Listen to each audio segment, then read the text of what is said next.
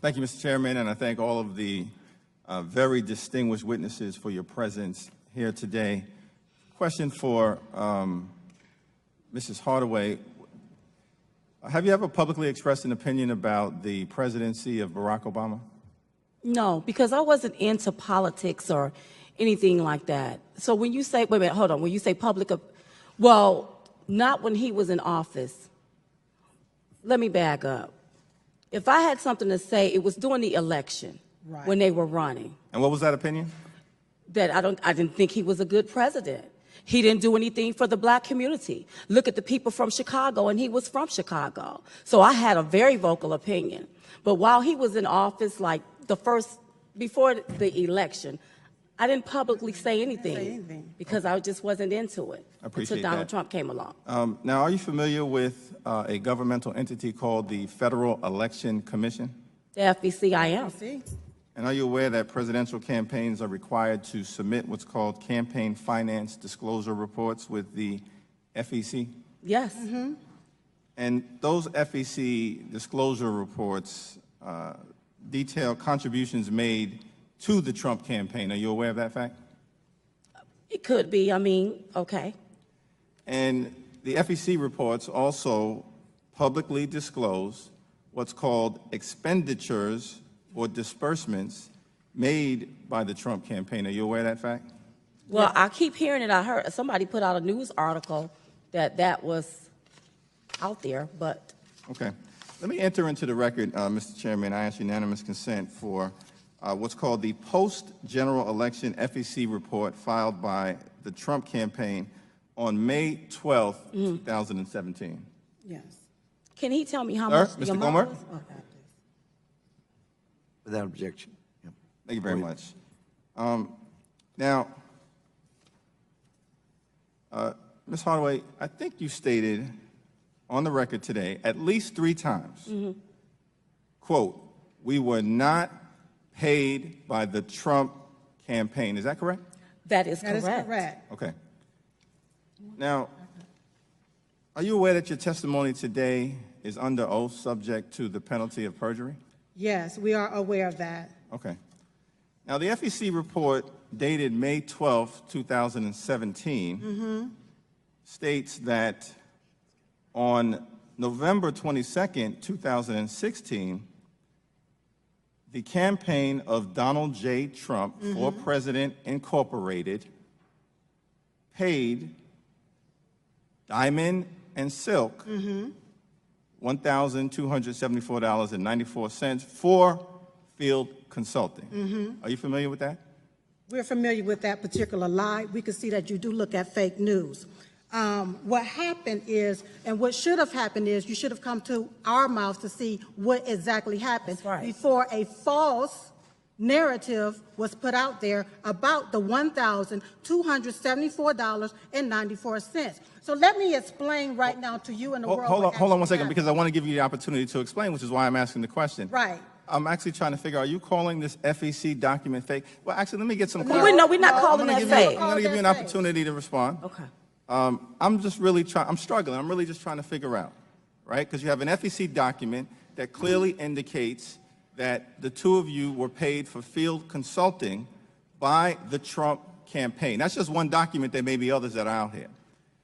And presumably, this was a document filed with genuineness and authenticity by the campaign of the president that you so love. And so I'm just trying to figure out, We understand that this was is lying here? Is it the Trump campaign, or is someone not telling Nobody the truth? is lying. However, there may have been a mistake from the Trump campaign whenever they wrote what the $1,274.94 was for.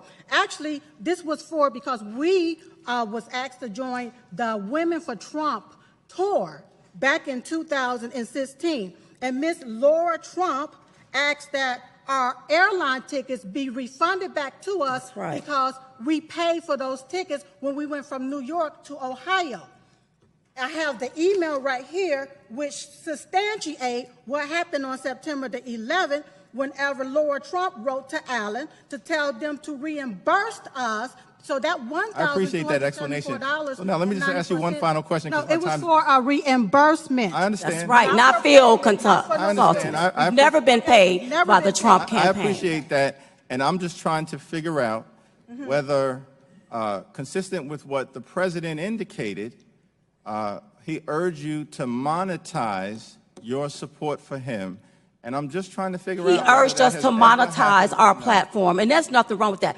As you, as an African American, you're not going to make us feel guilty because we're going to get out here and we're going to take advantage of these platforms and monetize, just right. like everybody else do. I don't see you walking up to a white person and saying, "Oh, you shouldn't be monetizing that." So why are you, as an African American, making it? The gentleman's time has expired. With us monetizing I our respect platform. your game. I really gentleman's do. It's not a time game. has I'm just trying to get an expired. It's not a game. understanding of whether The funds. gentleman's change time names has or not. expired. Alan Keyes, Clarence Thomas, they're heroes of mine. And they can let you know that nobody, and Golden Silt can substantiate, I don't think there's anybody in America that suffers more vile reproach and bigotry than black conservatives. And if you throw Christianity on top of black and conservative, you're just at the bottom of the pile. Alan Keyes has certainly experienced that. Clarence Thomas has as well. I did want to ask Ms. Hardaway and Ms. Richardson, you paid Facebook for your post to be boosted on their platform, correct? Sometimes we do. But you had an agreement for content promotion with Facebook. Wasn't there an example where you paid them to boost your platform and it was not boosted? Well, we've paid them to boost our platform, but it didn't reach. And the reason why it didn't reach is because they have labeled accounts as very liberal that's not very liberal. So, of course, your stuff is not going to reach. And they also place limit on our page. They have a little red sign there on the top of our Facebook page that stated that it was limited. Right, they did that. And I just need to clarify something because I don't like to be called a liar. Facebook did not reach out to us until via Twitter on April the 12th. The last time we heard from Facebook was on April the 5th when they deemed us unsafe to the community. Well, when the Twitter was posted, was that posted only to you where only you could see it? Well, or was we that for have a everybody to verified see? account, so when we went into our verifieds, that's when we saw it, and we was very transparent because we put it out there But did online other for people everybody. see that? Yes. So it wasn't just a communication to you, it was communication to the world. It was on You were That's not right. singled out. They And didn't specifically communicate to you. No, They- it was no They put direct something out to the communication. world to make it look like they were communicating. Absolutely. They had got caught in the hot seat. Mark Zuckerberg had lied. Maybe he got it from his PR people. We don't know. They was never in direct communication with us, and I need to clarify Let me just that. point out, FedEx, UPS, they hold themselves out as getting your package where you want it to go.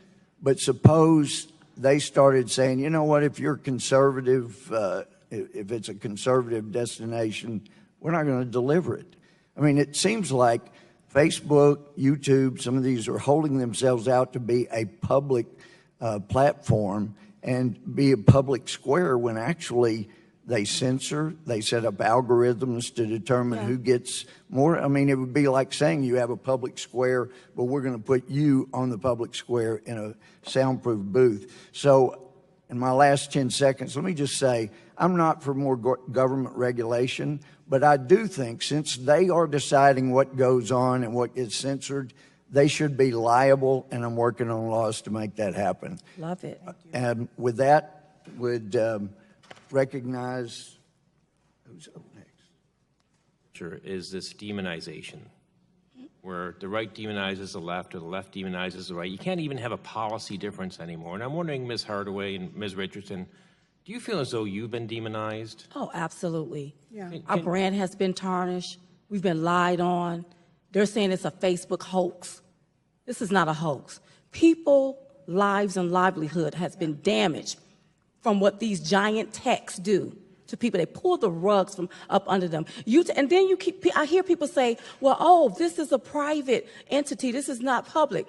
Well, they went public in 2012. This is a separate issue. There's a cultural thing going on out there where it's not okay just to have a disagreement anymore. Right. Right. You know, it's people have legitimate policy disagreements in our And country. if this is a platform for all ideas, then anything about my political, I should not be categorized through Facebook based off of my political affiliation. Right.